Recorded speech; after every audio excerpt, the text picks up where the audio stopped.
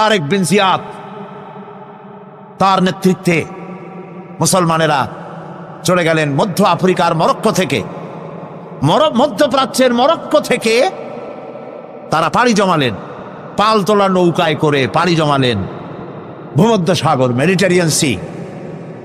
ভূমধ্য সাগর পাড়ি দিয়ে দিনের পর দিন বহু কষ্ট করে পরিশ্রম করে খেয়ে না খেয়ে জিব্রাল্টার প্রণালীর মধ্য দিয়ে স্পেনের তটরেখায় গিয়ে তারা ভিড়লেন। কুলে উঠে তারেক বিন জিয়াদ, উমাইয়াদের সেনাপতি, কুলে উঠে বললেন, আমার সাথীরা, যেসব জাহাজে এবার আমরা এলাম জাহাজগুলি টেনে কুলে উঠাও। জাহাজগুলি কুলে উঠানো হলো। তিনি বললেন, এই জাহাজগুলিকে অগ্নিসংযোগ করো। জাহাজগুলি পোড়ায় দিল। আসছে কি মামু বাড়ি? বুঝেন না কথা? শ্বশুর বাড়ি? কোথায় আসছে? কাফেরদের দেশে এসছে, যেখানে মানবতার উপরে জুলম চলছে। সেই দেশে এসেছে ইনসাফ কায়েম করার জন্য, কোরআনের রাজ কায়েম করার জন্য। পোড়ায় দেওয়া সমস্ত জাহাজগুলি পুড়িয়ে দেওয়া হলো। এরপরে তিনি এক ঐতিহাসিক ভাষণ দিলেন, যা আরবি সাহিত্যে স্বর্ণাক্ষরে লেখা থাকবে কিয়ামত পর্যন্ত। তিনি বললেন, আইয়ুহাল ইখওয়ান, আল বাহরু মিন ওয়ারাইকুম ওয়াল আদুউ আমামাকুম ফাইনাল মাফার। হে আমার সাথীরা, পিছনে তোমাদের ক্ষুধার্ত সমুদ্র আর সামনে রডারিকের দুর্ধর্ষ বাহিনী। কি করবা? জাহাজগুলো পুড়িয়ে দিয়েছি। সমুদ্রের মধ্যে কুমির হাঙ্গরের খোরাক হবে, না রডারিক বাহিনীর হাতে শেষ হয়ে যাবে? কোনটা করবে? বাড়ি ফেরবার কোনো রাস্তা নাই। সাথীরা বললেন, হে সেনাপতি, ইসলামের নামে আপনি আমাদেরকে যে হুকুম করবেন সমস্ত হুকুম মানার জন্য আমাদের জীবন এবং সম্পদ নিয়ে আপনার সামনে হাজির। সুবহানাল্লাহ, সুবহানাল্লাহ। ইসলাম কি বানাইছিল? তারেক বিন জিয়াদ লড়াই করলেন এবং অল্প দিনের ভিতরে এই লড়াইয়ে গোটা স্পেন দখল করে ফেললো মুসলমানেরা। আলহামদুলিল্লাহ, গোটা স্পেনে কারা এখন? মুসলমান। এসে কি করলো? মুসলমানেরা যে যুদ্ধ করে, এই যুদ্ধের নাম হচ্ছে জিহাদ। এটা ওয়ার নয়, এটা কিতাল নয়, এটা যুদ্ধ নয়, এটার নাম জিহাদ। মুসলমানেরা যে জিহাদ করে এজন্য নয় যে পরের দেশ দখল করে নিজের প্রভুত্ব কায়েম করা, এটা নয়, বরং জিহাদের মাধ্যমে দেশ দখল করে আল্লাহর খেলাফত কায়েম করা। পুরা স্পেন দখল করল। এবছর স্পেনে আমার দাওয়াত ছিল। মুসলমানদের পরাজয়ের পর মুসলমানেরা প্রায় 800 বছর রাজত্ব করেছে। 711 খ্রিস্টাব্দে এখানে তারেক বিন জিয়াদ ঢুকলেন স্পেনে, আর 1498 খ্রিস্টাব্দ পর্যন্ত রাজত্ব করেছে মুসলমানেরা, টানা 800 বছর। যেদিন পরাজয় হলো, তারপরে তাদের মসজিদগুলি বন্ধ করে দেওয়া হলো। 500 বছরের ভিতরে স্পেনে মসজিদে আজান হয় নাই। গত অগস্ট মাসের 4 তারিখে আমার সেই মসজিদে প্রোগ্রাম ছিল, যেই মসজিদে 500 বছর পর আজান হয়েছে। ইতিহাস আমার নিজের চোখে দেখে এসেছি। তারেক বিন জিয়াদ স্পেন দখল করলেন, দখল করে নিজেদের বাড়িঘর বানাইলেন না, স্পেন দখল করেছেন। ইসলামের পতাকা উড্ডীন হয়েছে, টুয়ারেস করেছেন, পার্ক করেছেন, বিনোদন কেন্দ্র করেছেন, স্কুল করেছেন, বিশ্ববিদ্যালয় করেছেন, জ্ঞানের ভান্ডার এর দ্বার উন্মোচন করেছেন। জ্ঞান অর্জনের জন্য পার্শ্ববর্তী রাষ্ট্র Portugal, France, Denmark, Sweden, German, England, চতুর্দিক থেকে হাজার হাজার লোক জ্ঞান অর্জনের জন্য স্পেনে পাড়ি জমাতে লাগলো। সুবহানাল্লাহ। সভ্যতার লালন কেন্দ্র হলো স্পেন। আজকে বলতে খুব দুঃখ লাগে, ওরা দাবি করে ওরা নাকি ওয়েস্টার্ন সিভিলাইজেশন, ওরা পাশ্চাত্য সভ্যতার দাবিদার। ওরা যখন ইংল্যান্ডের মানুষেরা বাড়ি বানায়া থাকে কেমনে যখন জানতো না, যখন গাছের মধ্যে গর্ত বানায়া পাখির মতো সেই গর্তে বাস করত, গোসল করে শরীর ক্লিন করে কেমনে যখন জানতো না, তখন আমরা মুসলমানেরা গ্রানাডা এবং কর্ডোবায় বিজ্ঞানের বিভিন্ন শাখায় বিচরণ করতাম।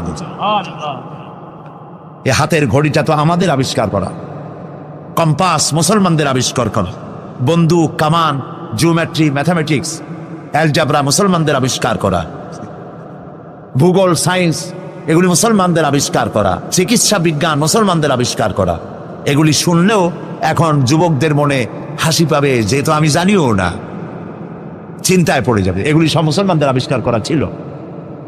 যখন মানুষেরা, যে জাতি লেখাপড়া বাদ দেয়, সে তখন শাসক হয় না, শাসিত হয়ে যায়। কথা বুঝে আসছে?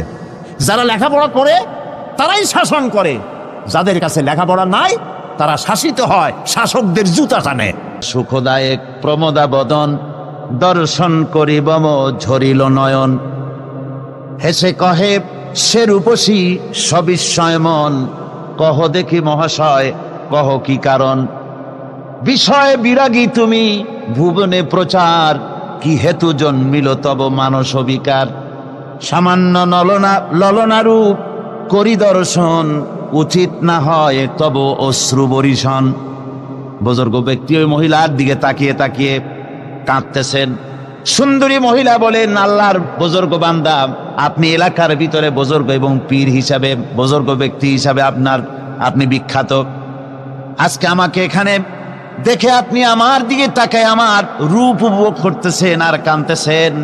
আপনার মতো সংসার বিরাগী মানুষ আমার মতো একটা সুন্দরী মেয়েকে দেখে এভাবে কাঁদা ঠিক না। বুজুর্গ ব্যক্তি বলছেন, হেসে কহিলাম বালে করহ শ্রবণ, নেত্র ঝরে তব হেতু ভেব না এমন। যে শিল্পী রচিল ওই সুধাংশু বদন, তাহার তরে ঝরে নেত্র নয়নে জীবন। ও আল্লাহর বান্দি, আমি তোমাকে দেখি কান্দি না, আমার চোখে পানি বেরিয়ে গেছে। তোমারে দেখে আমি মনে মনে ভাবলাম, এত সুন্দর করে যিনি মানুষ বানিয়েছেন, না জানি ওই আল্লাহ রব্বুল আলামিন কত বড় সুন্দর। আমার ভাইরা, সুতরাং চোখ থাকতে ওরা আল্লাহ রাব্বুল আলামিনের কুদরত ওরা দেখে নাই, কান থাকতে কোরআনের আওয়াজ ওদের কানের মধ্যে ঢোকে নাই, বিবেক থাকতে আল্লাহর দ্বীনকে বুঝতে পারে নাই, চিন্তা করতে পারে নাই। আল্লাহ রাব্বুল আলামিন বলেন, উলাইকা কাল্লানাম, এরা হলো চতুষ্পদ জানোয়ার। আল্লাহ পাক বলেন, وهو الذي جعل الليل والنهار خلفة لمن أراد أن يذكر أو أراد شكورا। আর আমি দিন এবং রাতকে একে পরস্পরের স্থলাভিষিক্ত বানিয়েছি, যারা শুকর আদায় করবে আর যারা এর দ্বারা জ্ঞানার্জন করবে তাদের জন্য। অর্থাৎ তারা এগুলি দেখে মনে করবে যে এগুলি খালি খালি না। এই যে রাত আসতেছে, দিন আসতেছে, দিন এবং রাত্রের এই যে পরিবর্তনটা, এর মধ্যে রয়েছে নিদর্শন। সূরা আলে ইমরানের মধ্যে আল্লাহ পাক বলেন, ইন্না ফি খালকিস সামাওয়াতি ওয়াল আরদি ওয়া ইখতিলাফিল লাইলি ওয়ান নাহার লাআয়াতিন লিউলিল আলবাব। যারা নিশ্চয়ই আমার এই সৃষ্টি রহস্য সম্পর্কে, দিন এবং রাতের পরিবর্তনের ব্যাপারে যারা চিন্তা করে, গবেষণা করে, তাদের জন্য আমি অনেক কিছু চিন্তার বিষয়ের মধ্যে রেখে দিয়েছি। তারা এসব আমার সৃষ্টি নৈপুণ্যতা দেখে তারপরে তারা হতবাক, বিস্ময় বিমুখ হয়ে তারা বলে, এগুলি দেখে আর বলে, আল্লাযীনা ইয়াযকুরুনাল্লাহা কিয়ামান ওয়া কুউদান ওয়া আলা জুনুবিহিম ওয়া ইয়াতাফাক্কারুনা ফি খালকিস সামাওয়াতি ওয়াল আরদ। তারা বসা অবস্থায়, দাঁড়ানো অবস্থায় আমার প্রশংসা করে আর বলে, রব্বানা মা খালাকতা হাযা বাতিলান সুবহানাকা ফাকিনা আযাবান নার। আয় আল্লাহ পাক, তুমি কোনো কিছু খেল তামাশার বিষয়বস্তু করে তৈরি করো নাই, অতএব জাহান্নামের শাস্তি থেকে তুমি আমাকে রক্ষা করো। আল্লাহর নবী বলেছেন, আল্লাহর সৃষ্টি নৈপুণ্যতা সম্পর্কে যদি কোনো বান্দা 1 ঘন্টা চিন্তা করে, 1 ঘন্টা যদি গবেষণা করে, চিন্তা করে, রব্বুল আলামিন তার আমলনামায় 60 বছরের নফল ইবাদতের সওয়াব লিখে দেন। জোরে বলেন সুবহানাল্লাহ। আল্লাহ পাক এ সমস্ত কথা বলে এখন ওই ফর্মুলা বলতেছেন যে আসলে আমার বান্দা হওয়ার জন্য, খাঁটি বান্দা হওয়ার জন্য তার কয়েকটি বৈশিষ্ট্য থাকতে হবে। আল্লাহ পাক এখানে 8টি বৈশিষ্ট্য বর্ণনা করেছেন। আল্লাহর খাঁটি বান্দা হওয়ার জন্য বৈশিষ্ট্য কয়টা লাগবে? 8টি। বেহেশত কয়টা? বেহেশত কয়টি? আল্লাহ পাক বৈশিষ্ট্য বানিয়েছেন 8টি। এখানে 8টি বৈশিষ্ট্যের কথা বলা হয়েছে। মহান আল্লাহ রাব্বুল আলামিন বলেন, وعباد الرحمن الذين يمشون على الأرض هونا وإذا خاطبهم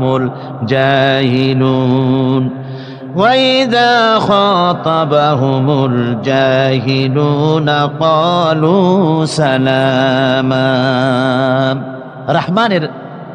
রহমানের খাঁটি বান্দা তারা, রহমানের আসল বান্দা তারা যারা নাকি জমিনের উপর থেকে যখন হাঁটে খুব বিনয় বিনম্রতার সাথে তারা চলে। ওয়াইদা খাতাবাহুমুল জাহিলুন, আর যখন জাহিলরা তাদের সঙ্গে কথাবার্তা বলতে আসে তখন তারা তাদেরকে বলে তোমাদের প্রতি সালাম, এই বলে তারা চলে যায়। অর্থাৎ এই 8টি বৈশিষ্ট্যের প্রথম বৈশিষ্ট্য ধরা হয়েছে চালচলনকে। ইমানদার খাঁটি বান্দা যারা, তাদের চাল চলন সম্পর্কে প্রথম বৈশিষ্ট্য ধরা হয়েছে। তার মানে হচ্ছে নির্লজ্জ, স্বৈরাচার, মাস্তান, গুন্ডা, বদমাশ, অত্যাচারী, এদের চাল চলন এক ধরনের। আবার অন্যদিকে ব্যক্তিত্ব সম্পন্ন, মর্যাদাবান, এরপরে শিক্ষিত, ভদ্র, মার্জিত, তাদের চাল চলন ভিন্ন ধরনের। এই দুই শ্রেণীর চাল চলন কি একরকম হয় নাকি? একরকম হয় না। তার কারণ হচ্ছে ব্যক্তির চাল চলনের মাঝেই তার অবস্থাটা বোঝা যায় যে আসলে লোকটি কেমন। আল্লাহ রাব্বুল আলামিন এ কথার দ্বারা এটা প্রমাণ করতে চান যে মোমেন বান্দা যারা হবে, আল্লাহর খাঁটি বান্দা যারা হবে, তাদের পরিচয় দেওয়া লাগবে না। তাদের চাল চলন দেখে, তাদের হাঁটা দেখে, তাদের চলা দেখে, তাদের বলা দেখে, তাদের আচরণ দেখে লোকেরা বুঝতে পারবে যে ইনি হচ্ছেন আল্লাহর একজন খাঁটি বান্দা, একজন মোমেন ব্যক্তি, একথা বুঝতে পারবে। আর সে ব্যক্তি জমিনের উপরে চলবে খুবই বিনম্রভাবে। কোরআনে কারিমে অন্য জায়গায় আল্লাহ রাব্বুল আলামিন বলেছেন, ওয়ালা তামশি ফিল আরদি মারহান ইন্নাকা লান তাখরিকাল আরদা ওয়া লান তাবলুগাল জিবালা তুলা। আমার জমিনের উপরে অহংকারের পদবরে হেঁটো না, আমার জমিনের উপরে অহংকার করে জমিনের উপরে হেঁটো না। তুমি জমিনের উপরে অহংকার করে হেঁটে পদাঘাত দিয়ে আমার এই জমিনকে ফাটায় দিতে পারবে না। আর তুমি লাভ দিয়ে আমার আকাশে, আমার পাহাড়ের উচ্চতাও তুমি ছাড়িয়ে যেতে পারবে না। অহংকার করে কেউ কি পায়ের আঘাত দিয়ে জমিনটাকে ফাটায় দিতে পারে? কি বলেন, পারবে? আর অহংকার করে লাভ দিয়ে পাহাড়ের উচ্চতাও কি কেউ ছাড়িয়ে যেতে পারবে? পারবে না। সুতরাং অহংকার, মোমেন ব্যক্তি যারা, তারা অহংকার করতে পারে না। অহংকার মোমেনের স্বভাব নয়। অহংকার করতে পারে কেবলমাত্র আল্লাহ রাব্বুল আলামিন। অহংকার হচ্ছে আল্লাহ পাকের ইজার। অহংকার কে করতে পারেন? আল্লাহ পাক করতে পারেন। মানুষের অহংকার শোভা পায় না। মানুষ, তোমার আবার অহংকার কিসের?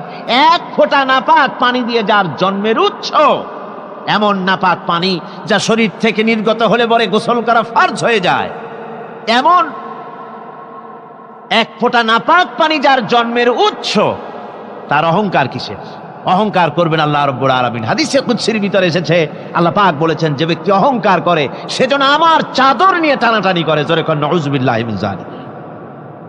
সুতরাং মোমেন বান্দা যিনি হবেন, আল্লাহর খাঁটি বান্দা, রহমানের খাঁটি বান্দা, সে ব্যক্তি কখনো জমিনের উপর অহংকারের সাথে চলাফেরা করবে না, বরং তার চাল চলন হবে অত্যন্ত বিনম্র। আর কি? আর হলো জাহিলদের সঙ্গে সে কোনো বিতর্কে লিপ্ত হবে না। জাহিলরা গালাগালি দেবে, গালাগালির জবাবে সে গালাগালি দেবে না। জাহিলরা অত্যাচার করবে, অত্যাচারের জবাবে সে অত্যাচার করবে না, বরং তাদেরকে দেখলে, তারা অত্যাচার করতে আসলে, তারা গালাগালি দিলে তাদের জবাবে ইদফা বিল্লাতি হি আহসান, তাদের জবাবে তাদেরকে সালাম দিয়ে সেখান থেকে তারা কেটে পড়বে। সূরা কাসাসে অন্য জায়গায় আল্লাহ রাব্বুল আলামিন একথা আবার এভাবে বলতেছেন, ওয়াইজা সামিউল লাগবা আ'রাদু আনহু ওয়া ক্বালু লানা আ'মালুনা ওয়া লাকুম আ'মালুকুম সালামুন আলাইকুম লা নাবতাগিল জাহিলিন। আল্লাহ পাক বলছেন যে যখন মুমিনেরা পরস্পরে মুমিনদের সাথে জাহিলদের যখন দেখা সাক্ষাৎ হয়ে যায়, যখন ঝগড়ায় লিপ্ত হতে চায়, তখন মুমিনেরা যারা মুমিন বান্দা, আল্লাহর খাঁটি বান্দা, তারা বলবে যে তোমাদের আমলের প্রতিফল তোমরা পাবা, আমাদের কৃতকর্মের ফল আমরা পাবো, সুতরাং তোমাদের প্রতি সালাম, তোমাদের সাথে আমাদের কোনো সম্পর্ক নাই, ঝগড়াঝাটি না করে তারা ফিরে আসবে।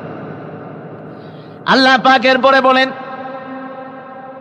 والذين يبيتون لربهم سجدا وقياما। রহমানের খাঁটি বান্দা তারাই আরেকটি বৈশিষ্ট্য, তাদের এই 2 নম্বরের বৈশিষ্ট্য বার বলা হচ্ছে। রহমানের আল্লাহর খাঁটি বান্দার 2 নম্বরের বৈশিষ্ট্য যেটা, সেটা হচ্ছে এই যে তারা রাত কাটায় তার রবের হুজুরে আল্লাহর দরবারে সেজদা দিয়ে দাঁড়িয়ে থেকে কান্দাকাটি করে তারা রাত গুজরান করে। জোরে বলেন সুবহানাল্লাহ। আর এর বিপরীত যারা, তারা রাত কাটায়, রাতের বেলা মদ, জুয়া, সিনেমা, গান বাজনা, অশ্লীলতা, নাটক, হাবিজাবি গল্প গুজব করে তারা তাদের রাত কাটায়। আর যারা মোমেন বান্দা, আল্লাহর বান্দা, যারা খাঁটি বান্দা, তারা এই রাত তারা আল্লাহর ইবাদতের ভিতর থেকে কান্দাকাটির মধ্য দিয়ে দাঁড়িয়ে দাঁড়িয়ে অথবা সেজদার ভিতরে তারা তাদের রাত কাটিয়ে দেয়। কোরআনে কারীমে আল্লাহ রাব্বুল আলামিন একথা এভাবে বলেছেন, তাতাজাফা জুনুবুহুম আনিল মাদাজি'i ইয়াদউনা রাব্বাহুম খাওফান ওয়া তামআ। আমার মুমিন বান্দারা তাদের পার্শ্বদেশ এবং পৃষ্ঠদেশ বিছানার উপরে বেশি রাত থাকে না, তারা তাদের রবের প্রতি রবের ভয়, আল্লাহর ভয়, আশা পোষণ করে, আর তারা আল্লাহকে ভয় করে তারা বিছান থেকে নিজের পিঠকে আলাদা করে নিয়ে তারা রাতের বেলায় আমার কাছে কান্দে, আমার কাছে দোয়া করে, তারা কান্দে, ইবাদত করে। সূরা যারিয়াতের ভিতরে রব্বুল আলামিন বলতেছেন, কানু কালিলাম মিনাল লাইলি মা ইয়াহজাউনা ওয়া বিল আসহারি হুম ইস্তাগফিরুন। আমার এই মুমিন বান্দাগুলি, আমার খাঁটি বান্দা যারা, তারা সারা রাত ঘুমায় না, রাতের একটা অংশ মাত্র তারা ঘুমায়, সারা রাত ঘুমায় না, একটা অংশ তারা ঘুমায়, আর বাকি অংশটুকু শেষ রাত্রে তারা ওঠে আর আমার দরবারে তারা কান্দে, মাপ চায় আর কাঁদতে থাকে, চোখের পানি ফেলতে থাকে। আল্লাহ রাব্বুল আলামিন শেষ রাত্রে প্রথম আকাশে আছেন। হাদিস শরীফে এসেছে, প্রথম আকাশে আল্লাহ রাব্বুল আলামিন এসে দুনিয়ার মানুষকে ডাকেন, কে আছো? গুনাহ করে জীবন বোঝাই করে ফেলেছো, নাফরমানি করেছো, গুনাহ করেছো, অথবা বিপদে পড়েছো, ঋণগ্রস্ত হয়ে পড়েছো, অসুবিধায় পড়েছো, মামলা মকদ্দমায় পড়েছো, আমার কাছে মাপ চাও, আমার কাছে সাহায্য চাও। এই সময় যে সমস্ত বান্দারা আরামের ঘুমকে হারাম করে আল্লাহর দরবারে কাঁদতে থাকে, তাহাজ্জুদের নামাজ আদায় করে যখন হাত তুলে কাঁদে, আল্লাহ পাক তখন এই দৃশ্য দেখে ফেরেশতাদের বলেন, ও আমার ফেরেশতারা, আমার ওই বান্দাগুলি কাঁদে কেন? সমস্ত মানুষ যখন ঘুমানো, এই বান্দাগুলি কাঁদে কেন বলো? ফেরেশতারা বলে, আল্লাহ তুমি তো ভালো করে জানো। ফেরেশতারা বলে, আল্লাহ পাক বলবেন, তবুও তোমাদের মুখ থেকে শুনতে চাই। ফেরেশতারা তখন বলবে, রব্বুল আলামিন তোমার বান্দা গুনাহ করেছে, জাহান্নামের ভয়তে তোমার কাছে কাঁদতেছে, তোমার ভয়তে কাঁদে, জাহান্নামের ভয়তে কাঁদে। আল্লাহ জিজ্ঞেস করেন, ফেরেশতারা, ওরা যে আমার ভয়তে কাঁদে, ওরা কি আমারে দেখছে নাকি? ফেরেশতারা বলে, না খোদা তোমারে দেখে নাই। আল্লাহ পাক বলেন, ওরা আমার যে জাহান্নামের ভয়তে কাঁদে, ওই জাহান্নাম তারা দেখেছে নাকি? ফেরেশতারা বলে, না আল্লাহ, তোমার জাহান্নাম ওরা দেখে নাই, তোমার বেহেশত কিছুই দেখে নাই। আল্লাহ পাক বলেন, ও আমার ফেরেশতারা, এই বান্দাগুলি আমার দোজখ দেখে নাই, আমাকে দেখে নাই, হাসর মিজান সিরাত কিছুই দেখে নাই, শুধু কোরআনের কথা শুনে, আমার নবীর কথা শুনে, আমার কোরআনের কথা শুনে বিশ্বাস করে আরামের ঘুমকে হারাম করে কিভাবে কাঁদতেছে তাকায় দেখ। আমার রহমতের দরিয়ায় জোশ মেরে গেছে, তোরা সাক্ষী থেকে যা, আমার ওই ক্রন্দনরত বান্দাগুলিকে আমি আল্লাহ মাফ করে দিলাম। আমার ভাইয়েরা, আল্লাহ পাক বলেন আম্মান হুয়া কানিতুন আনা আল-লাইলি সাজিদাও ওয়া কাইমা। আল্লাহ রাব্বুল আলামিন বলেন সিজদার ভিতরে আর দাঁড়ানোর ভিতরে আমার এই বান্দাগুলি আখেরাতে আমার সঙ্গে দেখা করা লাগবে এই ভয়েতে, জাহান্নামের ভয়েতে তারা কান্দে, এভাবে কাঁদতে থাকে। আর আল্লাহ পাক ওই সময় তাদের গুনাহ মাফ করতে থাকেন। কোরআনে কারীমের ভিতরে আল্লাহ পাক বলেন সারা রাত ঘুমাতে আল্লাহ নিষেধ করেছেন, সারা রাত যেন ঘুমায়ো না, পাইকারি দরে ঘুমায়ো না, একটু জাগো। ওয়াজকুর ইসমা রাব্বিকা বুকরাতাও ওয়া আসীলা। সকাল এবং সন্ধ্যায় তোমার প্রভুর, তোমার রবের জিকির করো, স্মরণ করো।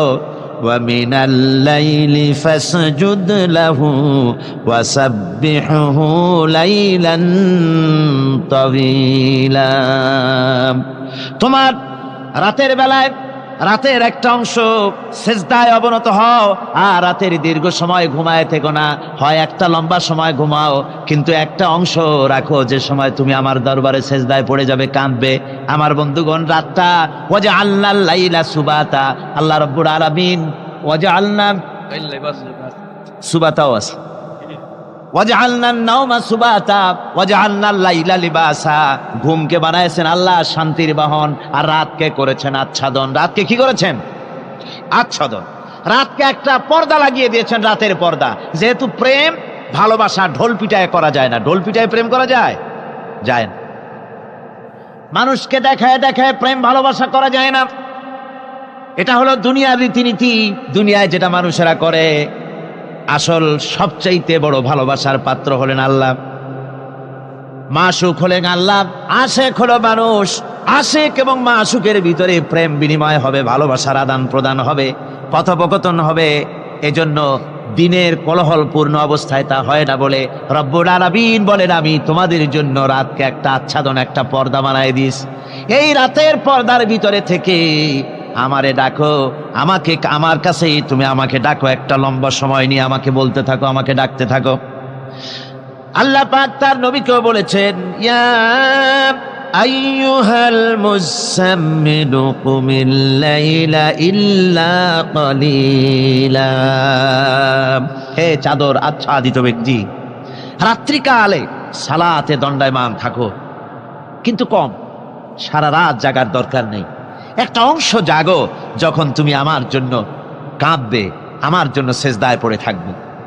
রাসূল পাক সাল্লাল্লাহু আলাইহি সাল্লাম তাহাজ্জুদের নামাজি সেজদায় পড়ে থাকতেন, রাতে ঘন্টার পর ঘন্টা চলে যেতেছে। হযরত আয়েশা বলেন আমি মনে করতাম সেজদায় এমন ভাবে রাসূল পড়েছেন আর ওঠেন না, আমার মনে হতো হুজুর বুঝি ইন্তেকাল করে গেছেন। আমি রাসূলের পায়ের আঙ্গুল ধরে আস্তে করে চাপ দিতাম, হুজুর তাতে একটু ব্যথা পেয়ে আঙ্গুল নাড়া দিতেন, তখন আমি মনে করতাম আল্লাহর নবী বিদায় হন নাই, বেঁচে আছেন। আবার কখনো দাঁড়িয়ে দাঁড়িয়ে নামাজের ভিতরে তেলাওয়াত করতে করতে রাত শেষ হয়ে যেত, আমার মনে হতো এই দাঁড়ানো থেকে হুজুর বুঝি আর রুকুতে যাবেন না। আবার যখন রুকুতে যেতেন মনে হতো এই রুকু থেকে আর বুঝি সেজদায় যাবেন না। আবার যখন সেজদায় যেতেন মনে হতো এই সেজদা থেকে রাসূল বুঝি আর উঠবেন না। সুবহানাল্লাহ বিহামদিহি। সাহাবায়ে কেরাম জিজ্ঞেস করতেন হে রাসূল, হযরত আয়েশা জিজ্ঞেস করে হে রাসূল আপনি এত কাঁদেন কেন, এত ইবাদত করেন, এত রাত জাগেন? হযরত আয়েশা বলেছেন আল্লাহ নবী দাঁড়িয়ে দাঁড়িয়ে তেলাওয়াত করতে করতে, দাঁড়িয়ে দাঁড়িয়ে নামাজ পড়তে পড়তে পাও মোবারক, কদম মোবারক এমন ভাবে ফুলে যেত সকাল বেলায় জুতার মধ্যে পাও ঢুকতো না। সুবহানাল্লাহ। এইভাবে রাসূল পাক কষ্ট করতেন। জিজ্ঞাসা করতে এত ইবাদত কেন করেন? আপনার তো আগের পিছের সমস্ত গুনাহ আল্লাহ মাফ করেছেন, কোনো গুনাহ আপনার নাই, তবু আল্লাহ বলে দিয়েছেন নবী আপনার আগের পিছের সব মাফ, তারপরেও এত কাঁদেন কেন? আল্লাহর নবী বলেছেন ও সাহাবীরাও আমার স্ত্রীরা শোনো, আমি কি আমার বান্দার, আমি আমার আল্লাহর শুকর গুজারকারী বান্দায় কি আমি পরিণত হব না? যে আল্লাহ আমাকে এত নিয়ামত দিয়েছেন, আমি কি সেই আল্লাহর শুকর গুজার হব না? রাসূলুল্লাহ এভাবে কাঁদতেন। সুতরাং প্রত্যেকটি মুসলমানকে রাতের বেলায় আল্লাহর দরবারে হাত তুলে কাঁদতে হবে, মোনাজাত করতে হবে, রব্বুল আলামিন যে গুনাহ করেছি, আমি যত গুনাহ করেছি, আমাকে তুমি নেয়ামত যা দিয়েছো এই নেয়ামত তুমি না দিলেও পারতে, তুমি দয়া করে দিয়েছো। এভাবে যদি মানুষ কান্দে, আল্লাহ এই অপরাধ করেছি, অপরাধের কথা যদি স্মরণ করে আর কাঁদতে থাকে, আল্লাহ রব্বুল আলামিনের রহমত তার উপরে তখন পড়তে থাকে। আর এই তাহাজ্জুদ গভীর রাতের কান্দাকাটি, এই জন্য আল্লাহ পাক বলেন এর আসল ব্যাপারটা হলো ইন্না নাশিআতাল লাইলি হিয়া আশাদ্দু ওয়াতআন ওয়া আকওয়ামু কিলা। আসল ব্যাপার হলো এই প্রকৃতপক্ষে রাতের বেলায় যে নামাজটা হয়, শয্যা ত্যাগ করে মানুষ যে নামাজ পড়তে দাঁড়ায়, এতে করে তার আত্মসংযমের ট্রেনিং হয়ে যায়, আল্লাহর সঙ্গে মহব্বত কায়েম হয়ে যায়। ইসলামী আন্দোলনের বিজয়ের জন্য কর্মীদের এটা সবচাইতে বড় ওষুধ। শুধু হরতালের প্রোগ্রাম দিয়া, শুধু মিছিলের প্রোগ্রাম দিয়া ইসলামী আন্দোলন বিজয় কোনো কালে হয় নাই আর হবেও না। এজন্য আন্দোলন যারা করে তাদেরকে গভীর রাত্রে উঠতে হয়, নফল রোজা রাখতে হয়, আর গভীর রাত্রে তেলাওয়াত করতে হয়, কাঁদতে হয় আল্লাহর কাছে, তা না হলে আন্দোলনের বিজয় হওয়া সম্ভব নয়। আমার বন্ধুগণ, আমরা জেনেছি ইতিহাসে আছে সাহাবায়ে কেরামদের সঙ্গে রোমকদের লড়াই হতেছে, রোমক সৈন্যরা যুদ্ধে জিততে পারতেছে না কিছুতেই। এরপরে তারা গোয়েন্দা বিভাগের লোক পাঠায় দিল, এদের সঙ্গে জিততে পারি না কেন, একটু খুঁজে দেখে আসো রাত্রে এরা করেটা কি। গোয়েন্দা বিভাগের লোক সারা রাত ঘুরে ঘুরে তারপরে এসে রিপোর্ট করলো। এরপরে এসে তাদের প্রধানের কাছে রিপোর্ট করলো, আমরা যে যার কাছে গিয়েছিলাম দেখে এলাম হুম বিল্লাইলি রহবানুন ওয়া বিন্নাহারি ফুরসানুন। আমরা দেখে এলাম যাদেরকে দিনের বেলায় প্রচন্ড শক্তিশালী বীর যোদ্ধা রূপে যাকে যুদ্ধ করতে দেখেছি ময়দানে, রাতের বেলায় দেখলাম গিয়া একেবারে নিতান্ত ফকিরের মতো, কেউ তো সেজদায় পড়ে কাঁদতেছে, কেউ আবার তেলাওয়াত করতেছে, চোখ দিয়া পানি পড়তেছে, আবার কেউ নামাজ পড়তেছে, আবার কেউ হাত তুলে রেখেছে তাদের প্রভুর দরবারে, চোখের পানিতে তাদের চোখ বুক ভেসে যেতেছে। সারাটা রাত তেলাওয়াত আর সেজদা আর নামাজের মধ্যে তারা এভাবে কাটিয়ে দিয়েছে। সেনাপতি এই রিপোর্ট শোনার পরে বললেন, ও গোয়েন্দা বিভাগের লোকেরা, আমার রোমক সৈন্যরা শোনো, যে জাতির নৈতিক মান এত উচ্চে, ওই জাতির সঙ্গে যুদ্ধ করা মানে আমাদের আত্মহত্যা করার শামিল। এদের সাথে কিছুতেই আমাদের পক্ষে পারা সম্ভব না। হ্যাঁ, এদের সাথে পারা যাবে যদি এই সম্পর্ক নষ্ট করে দেওয়া যায়। আল্লাহর সাথে তাদের এই গভীর সম্পর্ক যেটা আছে, এই সম্পর্ক নষ্ট করে দিতে হবে, তাহলেই কেবলমাত্র সম্ভব হবে। এদের নৈতিক চরিত্র ধ্বংস করার জন্য প্রচেষ্টা চালাও, তাহলে হয়তো আমরা কামিয়াব হতে পারবো। আমার বন্ধুগণ, এই জন্য গভীর রাত্রে যারা ইমানদার ব্যক্তি, তাদের জন্য গভীর রাত্রে জাগার একটা ব্যবস্থা আল্লাহ পাক বলেছেন। ইমানদার ব্যক্তিদের জন্য এটা হলো 2 নম্বরের বৈশিষ্ট্য।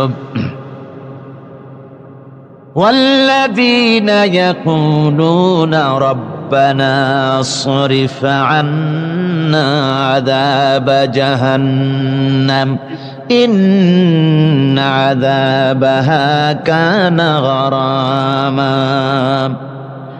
রহমানের বান্দার, খাঁটি বান্দার 3 নম্বরের বৈশিষ্ট্য হচ্ছে তারা আল্লাহ রব্বুল আলামিনের দরবারে হাত তুলে ফরিয়াদ জানায়, আল্লাহর কাছে মোনাজাত করে, আল্লাহ রব্বুল আলামিনকে বলে, আয় আল্লাহ, হে আমার প্রভু, আয় আমার রব, জাহান্নামের আগুন থেকে দয়া করে আমারে বাঁচাও। জোরে বলেন আমিন, জোরে বলেন আমিন। জাহান্নামের বর্ণনা আমরা এই মাহফিলে করেছি, করি নাই? মনে আছে? দারুণ কঠিন জায়গা, অত্যন্ত কঠিন জায়গা, মারাত্মক জায়গা জাহান্নাম। ওই জাহান্নামের জন্য আল্লাহর কাছে কাঁদতে হবে, মাপ চাইতে হবে জাহান্নাম থেকে।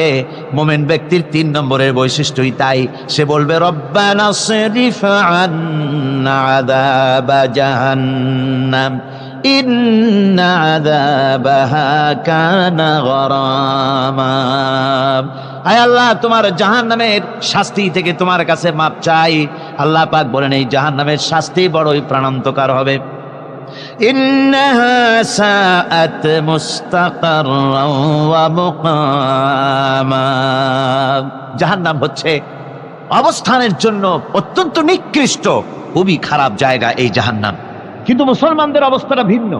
মুসলমানেরা নেক আমল করে, ইবাদত বন্দি করে, তা সত্ত্বেও তার কলিজা কাঁপতে থাকে। সুবহানাল্লাহ, তার কলিজা কাঁপতে থাকে যে আমি যে ইবাদত করছি, এই ইবাদত আল্লাহর দরবারে মঞ্জুর হচ্ছে কিনা। এই জন্য তার মন কাঁদতে থাকে। সে আমলের উপর নির্ভর করে থাকে না, সে আল্লাহর দয়ার উপরে নির্ভর করে। কিসের উপরে নির্ভর করে? আল্লাহর দয়া, আল্লাহর রহমতের উপরে নির্ভর করে। আর সে আল্লাহর কাছে কাঁদতে থাকে, রব্বুল আলামিন তুমি দয়া করে মেহেরবানি করে আমার হিসাব নিও না, আমার এই হিসাব করে যদি বেহেশত দাও তাহলে তো বেহেশতে যাইতে পারবো না। কিয়ামতের দিন আল্লাহ রাব্বুল আলামিন কোন মানুষকে যদি হিসাবের জন্য ধরে ফেলেন তাহলে ওই বান্দার আর জাহান্নাম ছাড়া কোনো পথ নাই। এই জন্য আল্লাহ শিখায় দিয়েছেন, বান্দা দোয়া কর, ওয়া আদখিলনাল জান্নাতা বিগাইরি হিসাব, আয় আল্লাহ বিনা হিসাবে তোমার জান্নাত আমাকে দান করো। আবার হুজুর দোয়া করেছেন, আল্লাহুম্মা হাসিবনি হিসাবান ইয়াসীরা, আয় আল্লাহ তুমি আমার সহজ হিসাব নাও। পড়েন, আল্লাহুম্মা হাসিবনি হিসাবান ইয়াসীরা, হিসাবে ইয়াসির, সহজ হিসাব, আয় আল্লাহ তুমি আমার সহজ হিসাব নাও। এই হাদিসের ব্যাখ্যায় এসেছে সহজ হিসাব কি? ব্যাখ্যায় এসেছে সহজ হিসাবটা হচ্ছে আল্লাহ রাব্বুল আলামিন কিয়ামতের ময়দানে তার কোন বান্দাকে যদি রহমত করতে চান, কোন বান্দার প্রতি যদি দয়া করতে চান, কাউকে যদি ক্ষমা করতে চান, তাহলে আল্লাহ রাব্বুল আলামিন তাকে একটা পর্দার আড়ালে ডেকে নেবেন। একটি পর্দার আড়ালে ডেকে নিয়ে আল্লাহ পাক জিজ্ঞেস করবেন, বান্দা তুই কি এই গুনাহগুলি করেছিলি নাকি, এইটা এই সব গুনাহ করেছিস নাকি? আল্লাহ জিজ্ঞেস করবেন বান্দাকে, অবস্থাটা কেমন হবে চিন্তা করেন, বান্দা এইগুলি করেছিস নাকি? বান্দা ভয়তে থরথর করে কাঁপতে থাকবে, কলিজা ভয়তে কাঁপতে থাকবে, অস্থির হয়ে যাবে। সে স্বীকার করবে, রব্বুল আলামিন তুমি যা বলেছো আমি এ সব অন্যায় আমার দ্বারা হয়েছে, আমি বুঝতে পারি নাই, আমাকে মাফ করে দাও। রব্বুল আলামিন বান্দাকে বলবেন, যা বান্দা আমি তোকে মাফ করে দিলাম, আমার জান্নাতে চলে যা। সুবহানাল্লাহ ওয়া বিহামদিহি, সুবহানাল্লাহ ওয়া বিহামদিহি।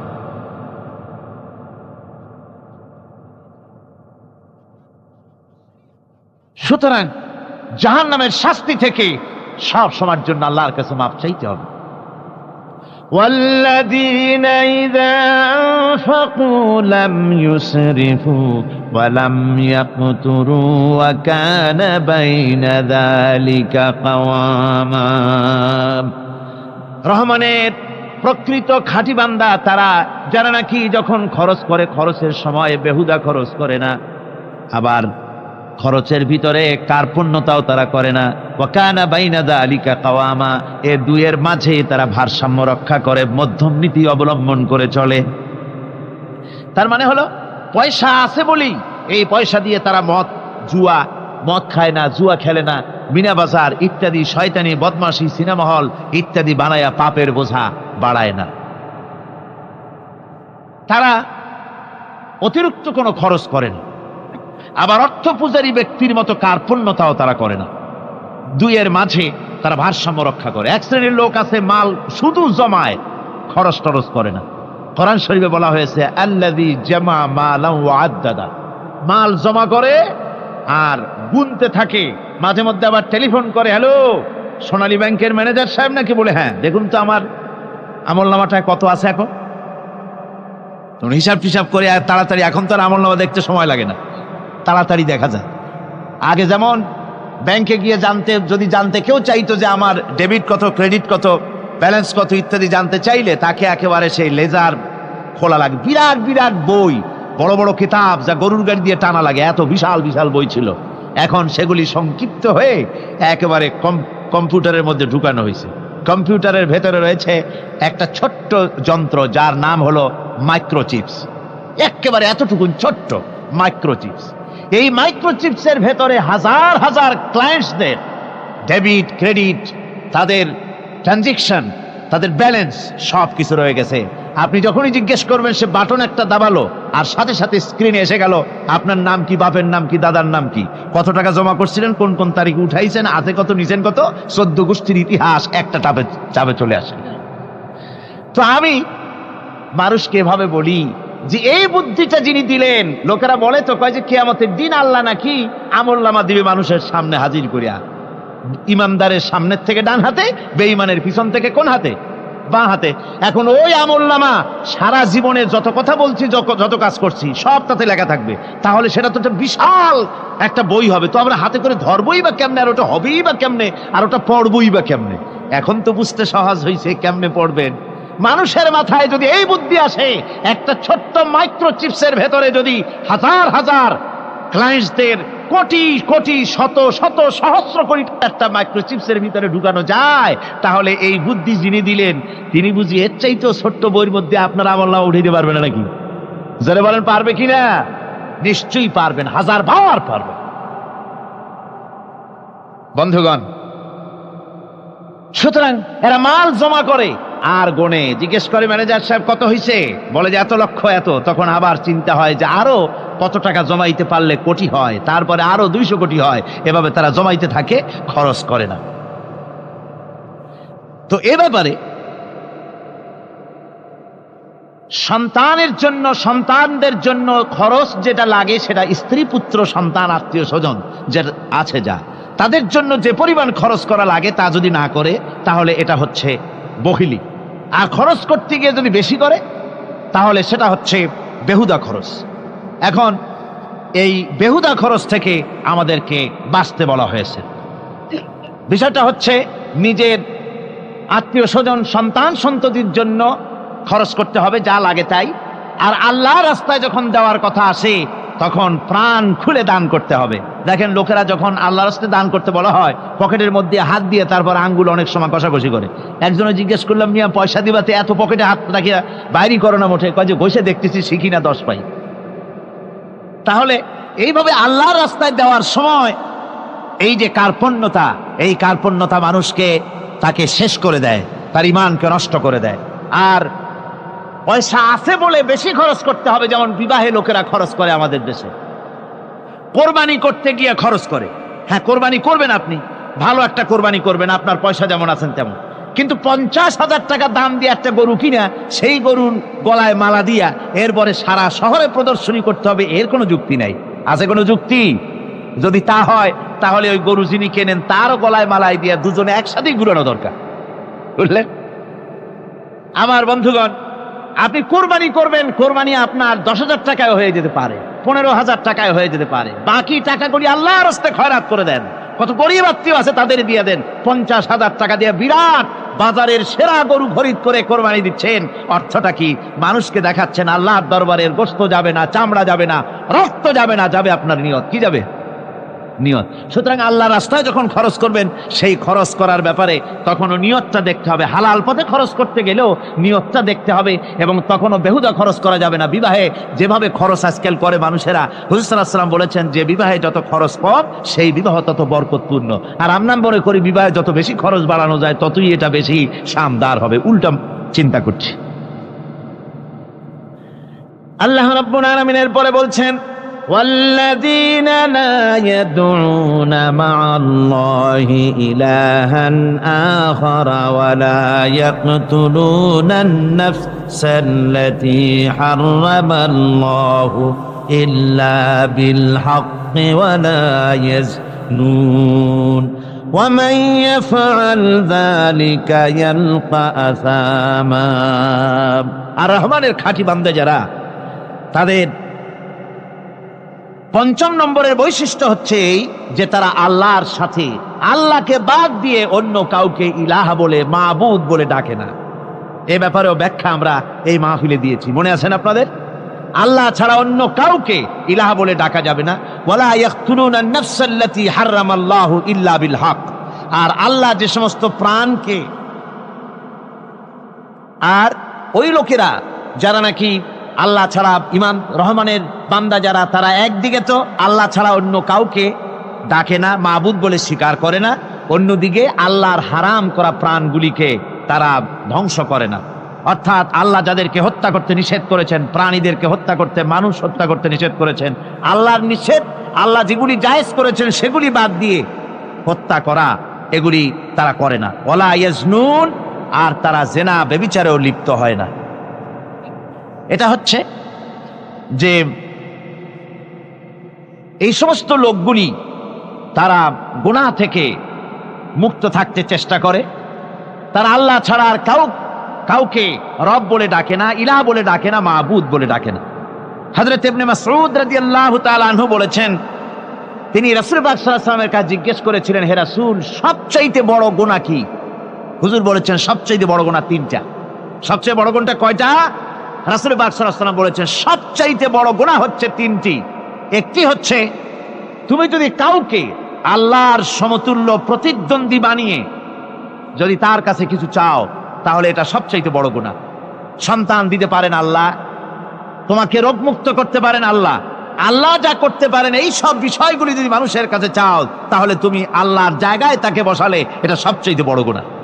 আর 2 নম্বরের গুনাহ হচ্ছে নিজের সন্তান তোমার খাবার খাবে, তোমার খাবারে সন্তান ভাগ বসাবে, এই ভয়তে সন্তানকে হত্যা করা, এটাও বিরাট পাপ। আর 3 নম্বরে হচ্ছে প্রতিবেশীর স্ত্রীর সঙ্গে জেনা করা, এটা হলো আরেকটি। মোট 3টি গুনাহ বলেছেন রাসূলুল্লাহ, সবচাইতে মারাত্মক গুনাহ। তার মধ্যে এই গুনাহগুলি তো আমাদের সমাজে চালু আছে। একদিকে সমাজের ভেতরে রয়েছে আল্লাহ ছাড়া মানুষের কাছে, মাজারের কাছে গিয়া, কবরের কাছে গিয়া কবরওয়ালার কাছে চাওয়ার এই রেওয়াজ চালু আছে। এই রেওয়াজ কি চট্টগ্রামে কমেছে না বেড়েছে? কমেছে। জোরে কোন আলহামদুলিল্লাহ। কমে গিয়েছে, আগের তুলনায় বহুত কমেছে। যারা এই মাজারকে নিয়ে ব্যবসা করে তারা অনেকে বলেছেন যে আমাদের ইনকাম আগে যা ছিল তার থেকে 4 আনায় নেমে গিয়েছে, 12 আনাই শেষ। জোরে কোন আলহামদুলিল্লাহ, জোরে বলেন আলহামদুলিল্লাহ। এই মাজার পূজা থেকে বাঁচতে হবে। 2 নম্বরে রয়েছে সমাজের ভিতরে চালু আছে এই যে সন্তান হত্যা করা, এই হত্যা করার এক রেওয়াজ চালু আছে। এরপরে রয়েছে এমনে মানুষকে হত্যা করা। কলেজ ইউনিভার্সিটিতে যেভাবে মানুষ হত্যা করা হচ্ছে, এরা জানে না নিজের আদর্শকে প্রতিষ্ঠার জন্য আন্দাজ এবং অনুমানের উপরে ভিত্তি করে জেদ করে মানুষকে হত্যা করছে। কি বলেন, করে না?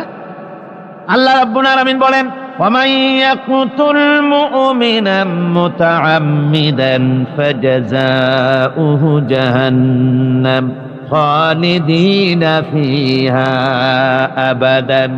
আল্লাহ রাব্বুল আলামিন বলেন মুমিন বান্দা কি কেউ যদি ইচ্ছে করে কাউকে হত্যা করে তাহলে তার জায়গা হবে জাহান্নাম, তার আর কোনো শাস্তি নাই, একমাত্র জাহান্নামই হবে তার শাস্তি, চিরকাল জাহান্নামের ভিতরে থাকতে হবে। জোরে বলেন নাউজুবিল্লাহ।